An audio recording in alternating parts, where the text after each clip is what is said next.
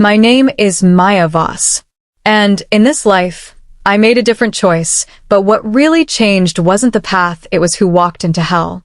The first few days in the Hale family were exactly what I expected. Structured. Quiet. Controlled. No one raised their voice. No one showed much emotion either. Victoria Hale, the woman who adopted me, handled everything with calm precision. Magnus Hale, her husband and the head of the Hale group, barely spoke, but when he did, people listened. And Barry Hale, their son, was exactly as I remembered. Distant. Detached. Watching everything. Reacting to nothing. I didn't try to get close to him. That would have been a mistake. In my last life, Diana tried too hard. She wanted attention, warmth, validation. And when she didn't get it, she called this place cold and cruel. But she never understood something simple. This house didn't hurt you. It just didn't care about you unless you proved you were worth it. And I was more than ready to prove that. Every morning I woke up early. I studied without being told. I observed everything. How the household worked, how decisions were made, how people spoke, and when they stayed silent. I didn't act like a child who needed love. I acted like someone who knew exactly where she was. Victoria noticed first. One afternoon, she called me into her study. Maya, she said, placing a file on the table, your academic assessments from the orphanage, they're impressive. I nodded slightly. I like studying. She looked at me for a few seconds longer than usual. You're not trying to impress me? No, I said honestly.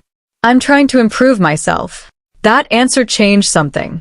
I could see it in her eyes. Not warmth, but recognition. From that day on, things shifted. I was given better tutors, access to more materials. No pressure, but more opportunity. And in a house like this, opportunity was everything. Barry noticed too. Not openly. Never directly. But I could feel it. His gaze lingering a second longer.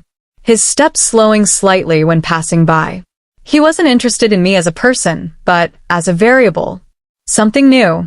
Something he didn't understand yet. And that was enough. Because in this life, I didn't need him to love me immediately. I just needed him to not ignore me. But while my life was slowly stabilizing, I knew exactly what was happening somewhere else. Diana. My sister wasn't living in a mansion. She was living inside a system designed to break people. The Reed family. Colonel Reed, the adoptive father, was a decorated military officer known for his strict discipline. His wife, Dr. Lydia Reed, was a psychologist who specialized in behavioral conditioning. Together, they didn't raise children. They trained them. And Diana had just walked straight into their hands. I didn't need to see it to know. But I did see her again. A few months later, I started attending an elite private school funded by the Hale Group. It was the kind of place where reputation mattered just as much as grades. On my first day, I stepped into the classroom and saw her. Diana Voss. She looked thinner than before. Not dramatically, but enough. Her posture was rigid. Her eyes sharp, but restless. She saw me immediately, and her expression changed. For a second, there was shock. Then confusion. And then something darker. I walked past her without stopping. Maya. Her voice was low, but it carried. I didn't turn around. You remember, don't you? She said. I stopped walking. Slowly, I turned my head. My name is Maya, I said calmly. If you have something to say it properly. Her lips twitched. Don't play dumb. You think I don't know? I looked at her directly. I don't know what you're talking about. It wasn't denial. It was dismissal. And that irritated her more than anything else. She stepped closer, lowering her voice. You pushed me into that family on purpose, didn't you? I almost laughed. She still thought this was my plan. You chose it yourself, I said. No one forced you. Her expression tightened. For a moment, I saw it clearly. Doubt. Just a small crack, but it was there. I turned away and walked to my seat. From that day on, Diana watched me constantly. In class. During breaks. Even from a distance. But she didn't approach me again. Because deep down she had started to realize something was wrong. Meanwhile, My life continued moving forward. My grades stayed at the top. My teachers began noticing me. And more importantly, I started gaining access to things that mattered: labs, projects, early research programs. That was when the first problem appeared. It happened one afternoon in the school laboratory. I was adjusting a simple setup, not dangerous, not complex. But the moment I heard the faint hiss of gas, my body froze. My hands started shaking. The memory hit me instantly. The explosion. The heat. The moment I died. My breathing became uneven. My vision blurred. Not again. I stepped back too quickly, knocking into the table behind me. Maya. A voice. Calm. Familiar. I looked up. Barry Hale. He wasn't supposed to be there. He studied in a different division, older than me. But somehow he was standing right in front of me. He looked at the setup. Then at me. "You're panicking," he said. I didn't answer. He reached past me and turned off the gas valve. Clean. Efficient. No hesitation. Then he looked back at me. "Nothing exploded," he said. "You're fine." I forced myself to breathe. Slowly. In. Out. He stayed there. Again, no comfort.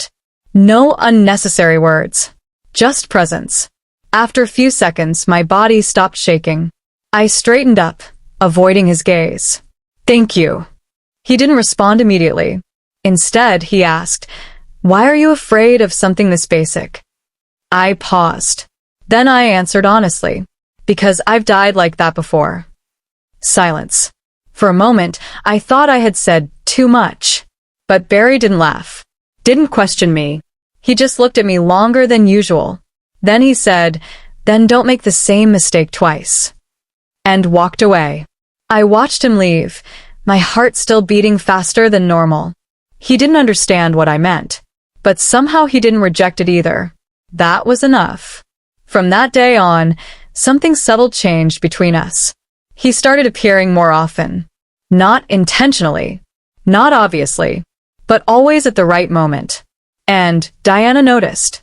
Of course she did. One afternoon, as I was leaving school, she blocked my path again. Her eyes were darker this time.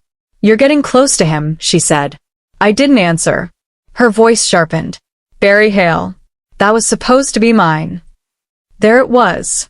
Not anger. Obsession. "You're mistaken," I said calmly. "No one belongs to you." Her expression twisted slightly. "You think you've won again, don't you?" she said quietly. I looked at her. And for the first time I saw it clearly. She was starting to break. But not enough. Not yet. "I don't need to win," I said. "I just won't lose."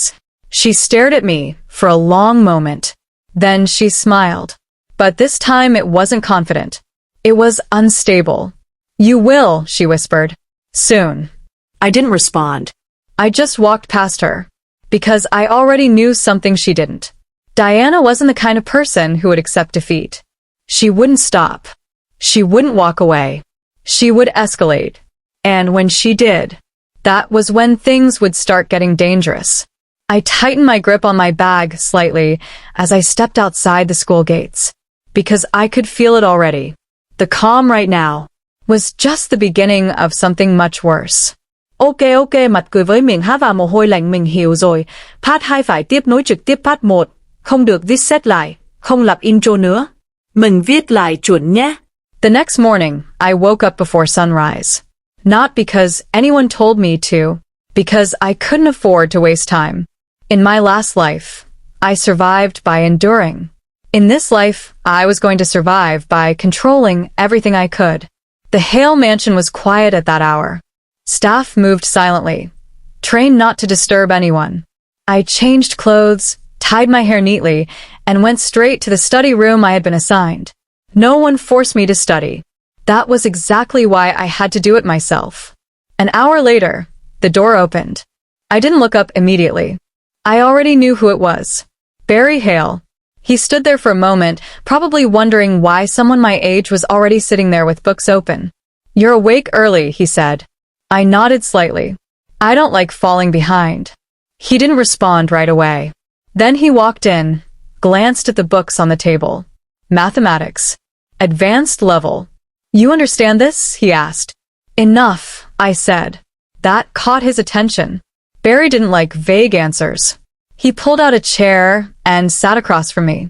Explain this part, he said, pointing at a section. I did. Clean. Direct. No hesitation. When I finished, he didn't praise me. He just looked at me for a second longer than usual. Then he stood up. You're not normal. I almost smiled. That was the first time he acknowledged me. From that day on, something changed. Barry started testing me. Not directly. Not openly. But every time we crossed paths, he would ask something. A question. A problem. A situation. And I answered every time. Not to impress him, but because I needed him to see me as someone worth paying attention to. Meanwhile, Victoria Hale noticed too. A week later, she called me into her office again. You've been studying ahead of your level, she said. Why? Because I can, I replied. She tilted her head slightly. And what do you want? That question mattered. A normal child would say something simple. Toys. Praise. Love. I didn't. I want access, I said. She raised an eyebrow. Access to what? Everything you think I'm ready for. Silence. For a few seconds, she just looked at me, measuring, evaluating. Then she nodded once. Good answer. From that moment on, my life in the Hale family shifted again. Better tutors. Harder material. Less restriction. They weren't giving me affection. They were giving me opportunity. And that was exactly what I needed. But while everything looked stable on my side, I knew something was building somewhere else. Diana. She hadn't appeared yet. Which meant one thing. She was adapting. And that made her more dangerous. 3 months later, I saw her again. At school. The Hale family arranged for me to attend one of the top private academies in the city. A place filled with children from powerful families. Influence, money, connections, everything started here. On my first day, I walked into the classroom. And there she was, Diana Voss, sitting by the window. Her posture was straight, too straight, controlled. Her eyes scanned the room like she was analyzing threats, not classmates. The Reed family had already started shaping her. The moment our eyes met, I saw it. Recognition. And something else. Frustration. I walked past her like she didn't exist. That annoyed her more than anything I could have said. Maya. Her voice stopped me. I turned slightly. Yes. Her eyes narrowed. You remember. I shrugged lightly. I remember my name. That wasn't the answer she wanted. She stood up, stepping closer. Stop pretending. I looked at her calmly. You chose your life, I said. Focus on it. Her jaw tightened. For the first time I saw doubt in her eyes. Just a little. But enough. I turned and walked away. From that moment on, she watched me constantly. Not openly, but I could feel it. Every movement. Every interaction. She was trying to understand why I wasn't suffering. Because, in her mind, I should have been. A week later, something happened. I was in the school lab. Simple setup. Basic gas experiment. Nothing dangerous. But the moment I heard the faint hiss of pressure, my body froze. My hands started shaking uncontrollably. The memory hit me instantly. The explosion. The fire. The moment I died. My breathing became uneven. My vision blurred. Not again. I stepped back too fast, knocking into the table behind me. Maya. That voice again. I looked up. Barry. He wasn't supposed to be there. He studied in a higher division. But he was here. He looked at the setup once, then reached forward and shut off the gas valve immediately. Efficient. No hesitation. Then he looked at me. You're panicking, he said. I didn't answer. Nothing happened, he continued. You're safe. I forced myself to breathe. Slowly. He stayed. Again, no unnecessary comfort. No dramatic reaction. Just presence. After a few seconds, my body calmed down. I looked at him. Thank you. He didn't reply. Instead, he asked, why are you afraid of something this basic? I paused. Then I said the truth. Because I died like this. Silence.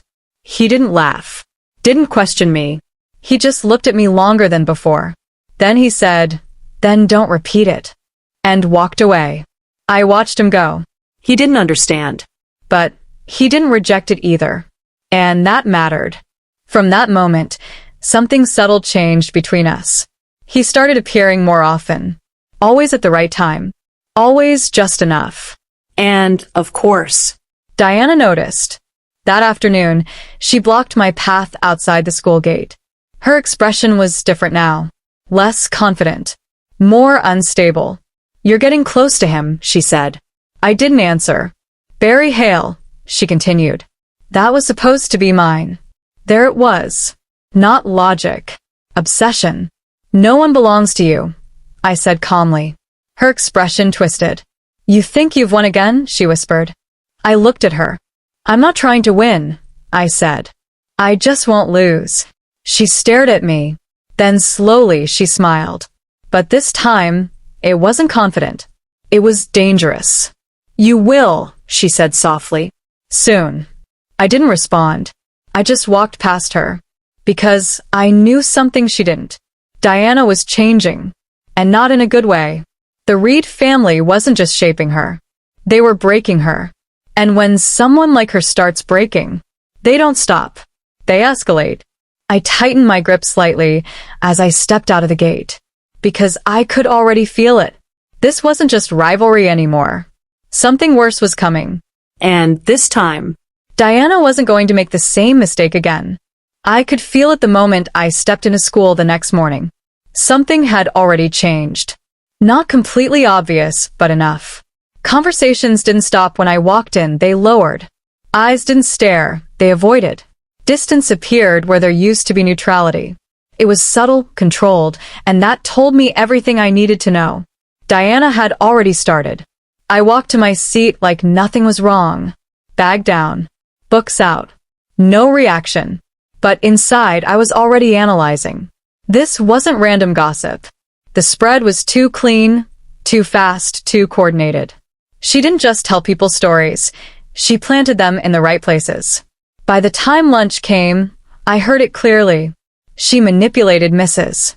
Hale to get adopted. No, I heard she caused problems in her previous family too. That's why she got sent away. I didn't stop. I didn't react. I just kept walking because reacting would only confirm what they wanted to believe. But now I understood the first layer of her plan. Isolation. If people stopped trusting me, then when something bigger happened no one would question it. I didn't confront her. Not yet.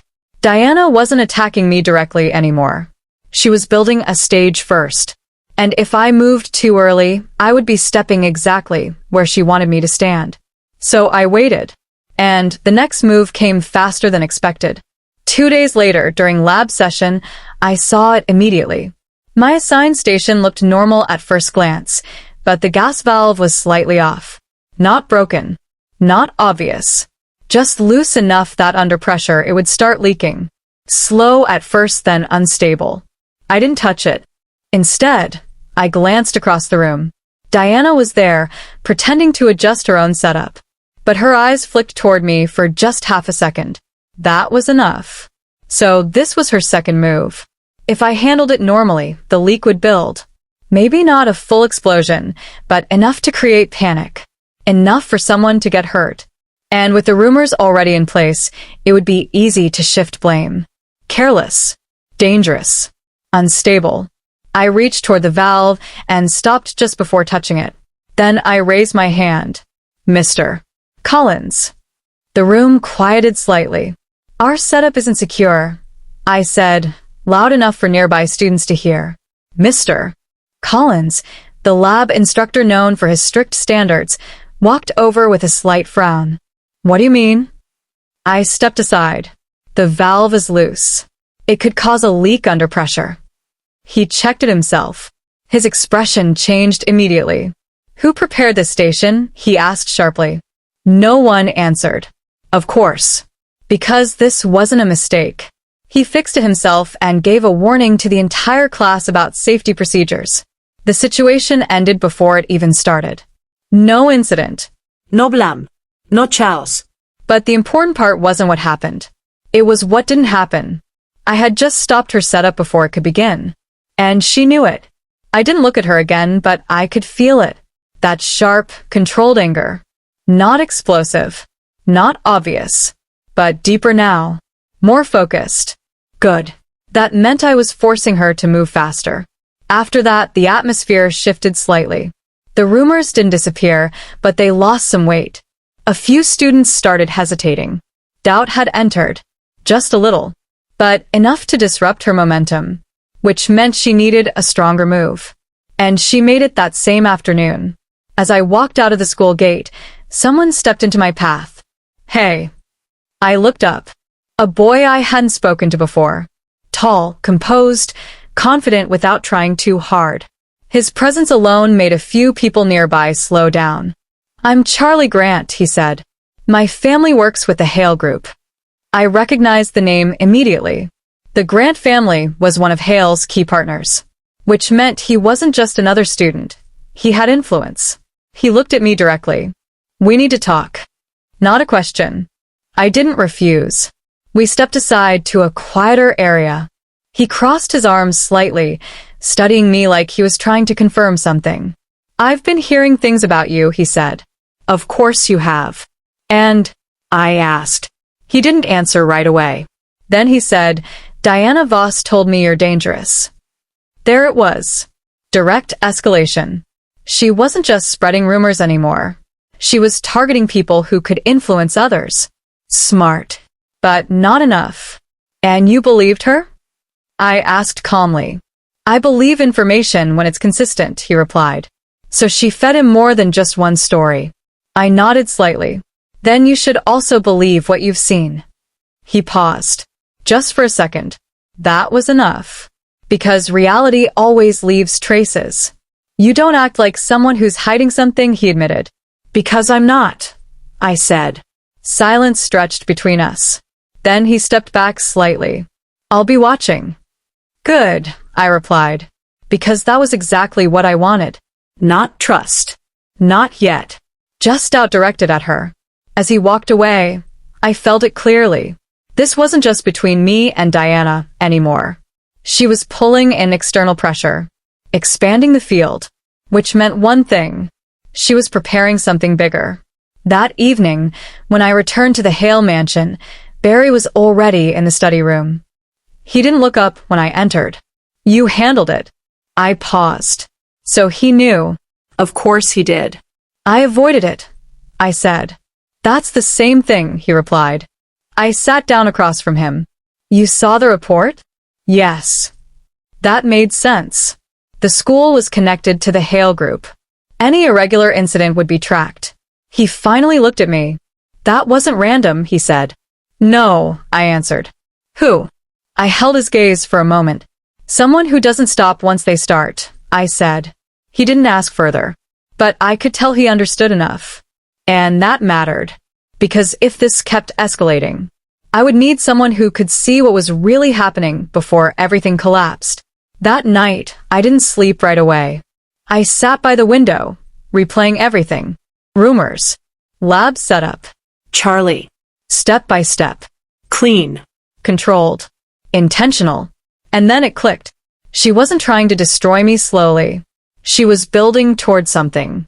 Something that required people to already doubt me before it happened. Something that needed witnesses who wouldn't question what they saw. My fingers tightened slightly. Because I finally understood her plan. This time, Diana wasn't trying to kill me directly. She was going to make sure that when everything went wrong, everyone would believe it was my fault. I didn't sleep that night because once I understood her direction, everything started lining up too clearly. Diana wasn't improvising anymore. She was building a sequence, rumors to isolate me, small incidents to test reactions, then external influence to shape perception. The next step wouldn't be another attempt. It would be something big enough to lock the narrative in place. And if I was right, it was coming soon.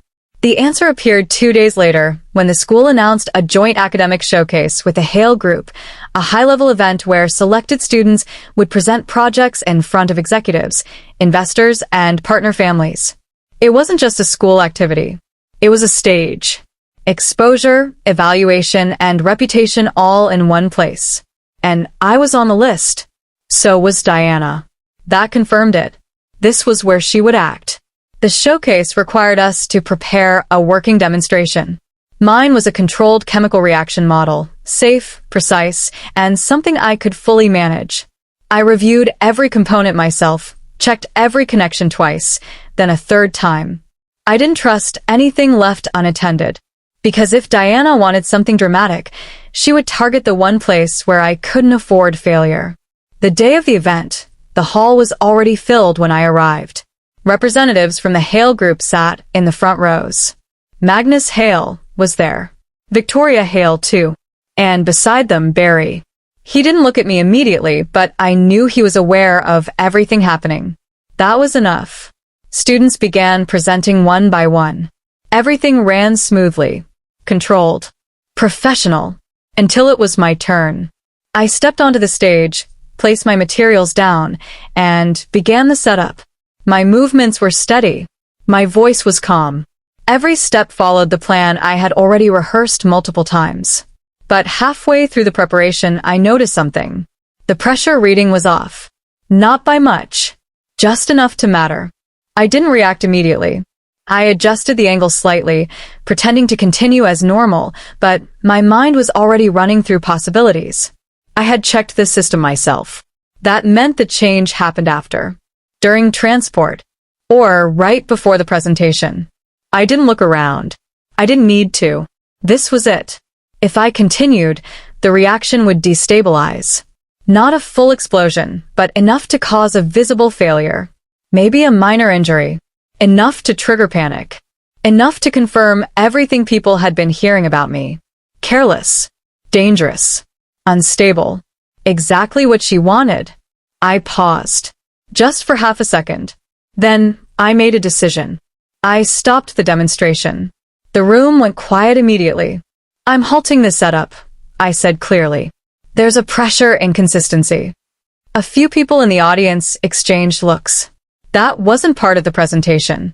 One of the supervising instructors stepped forward. Is there a problem? Yes, I said. The system was altered after inspection. That sentence changed everything. Now it wasn't just a mistake. It was interference. The instructor checked the gauge. His expression tightened. This reading is incorrect, he said. Murmurs spread through the room. From the corner of my eye, I saw Diana. Still. Watching. Not shocked. Not confused. Just waiting. She had expected me to continue. To fail publicly. To confirm the narrative she had built. But I didn't. And now the situation had shifted out of her control. The staff quickly moved to inspect the equipment. The demonstration was paused. My name wasn't cleared yet, but it wasn't condemned either. It was uncertain. And uncertainty was something Diana hated. I stepped off the stage calmly, but I could feel the tension building. This wasn't over. She wouldn't stop here. Not after coming this far. And I was right. Because minutes later, everything escalated. A loud crash echoed from the side section of the hall. Someone shouted. A chemical container had shattered on the floor, releasing a sharp smell into the air. People stepped back immediately. Panic started spreading. And then someone said it. It's from her station. All eyes turned to me. Perfect timing. Perfect setup. Even I almost admired it. 2 incidents. 1 suspicion. 1 target. If I had failed earlier, this would have sealed everything. But I didn't move. I didn't defend myself. I just looked toward the broken container and then slightly past it, because I saw him. Charlie Grant. Standing near the side area. Watching. And more importantly, hesitating. That meant something. I walked forward before anyone could stop me. The staff tried to block the area, but I spoke first. That's not for my materials, I said. How can you be sure? Someone asked. Because mine are sealed differently, I replied. And labeled. The instructor checked. I was right. Again, the narrative cracked. Not completely, but enough. The room shifted from accusation to confusion. And in that confusion, one thing became clear. This wasn't an accident. This was staged. Victoria Hale stood up slowly from her seat. That alone was enough to silence the room. Her gaze moved across the area, sharp and controlled. "Investigate everything," she said. "No emotion. No accusation. Just command." Staff immediately moved to secure the scene. Students were pulled back. The event was suspended. And just like that, the situation moved beyond Diana's control. For the first time since this started, she had lost control of the narrative. I didn't look at her directly, but I could feel it. That shift, that tension, that realization. Her plan didn't work. Not the way she wanted. But this wasn't over. Because someone like Diana doesn't stop after one failure. They escalate again. I turned slightly as the crowd was being cleared. And that was when I saw it. For just a second, Diana's expression. Not anger. Not frustration. Something worse. Relief. My hand tightened slightly. Because in that moment, I understood something I hadn't considered before. This wasn't her final move. It was just another step. Which meant the real plan hadn't even started yet. That expression stayed in my mind longer than anything else that day. Not anger.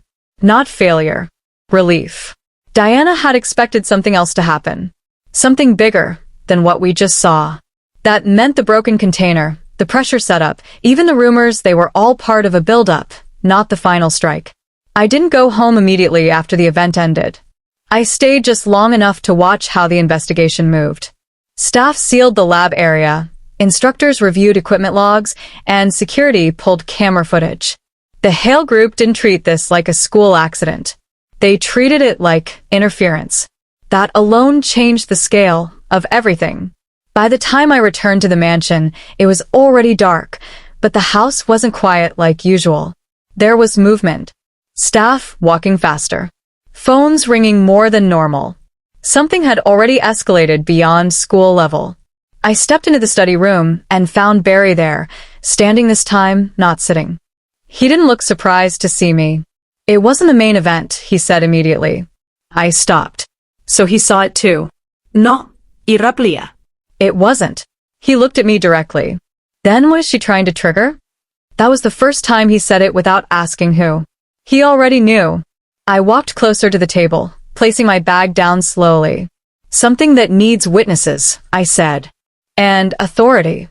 He didn't speak for a few seconds. Then he turned slightly toward the window. "Then it's not over." "No," I said. "It's just starting." The answer came faster than I expected. The next morning, before school even started, Victoria Hale called me into her office. She didn't waste time.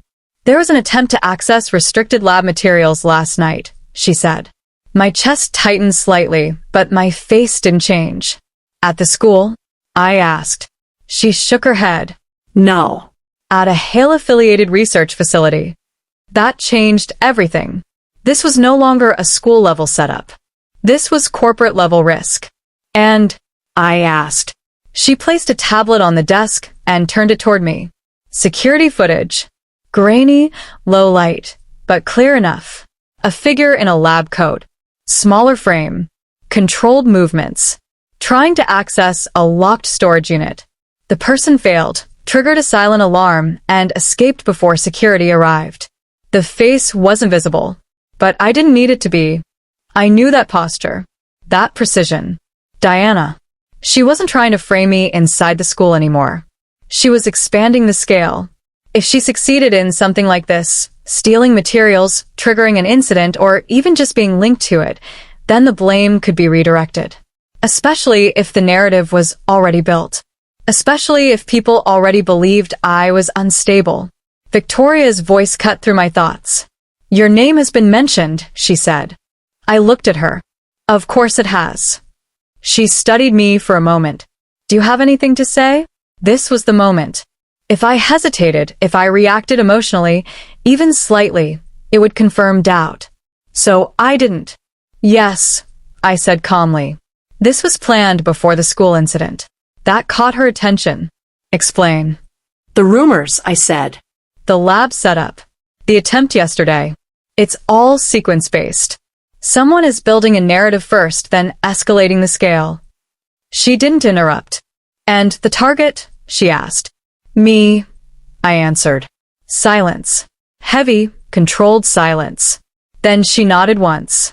We'll verify. That was all. No accusation. No to students. Just evaluation. But that was enough. Because it meant she didn't dismiss what I said. When I left the room, Barry was already outside. He had been waiting. You told her, he said. Not a question. I nodded. Good, he replied. That was it. But that one word carried weight. Because it meant I wasn't standing alone anymore. At school, the atmosphere had changed again. This time, it wasn't whispers. It was tension. News of the security breach had spread, maybe not officially, but enough for people to feel it. And Diana was calm. Too calm. That confirmed everything. She thought she was still ahead.